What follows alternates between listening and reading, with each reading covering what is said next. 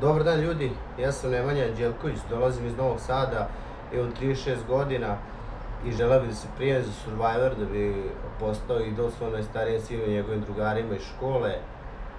Voleo bih da testiram sebe, da testiram svoju veru u Boga, volim izazove, volim, kao što sam rekao, da se testiram i da proverim od čega sam napravljen. Mislim da bi mogao da dođem do finala, čak i da pobedim, ali to nek pokaže vreme, ako me prihvatite i nek odluči publika.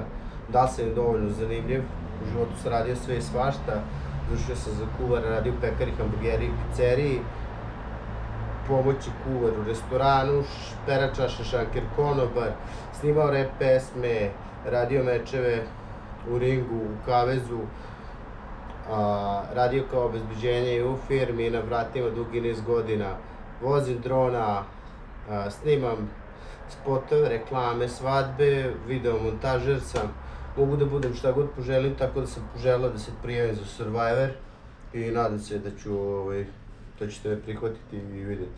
Neki uzori koji su se meni svidjeli u prošlim sezonama su bili Stevan i Luka Radivojević.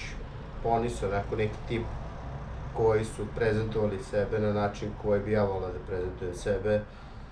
To je to od mene, ljudi, pozdrav, vidimo se.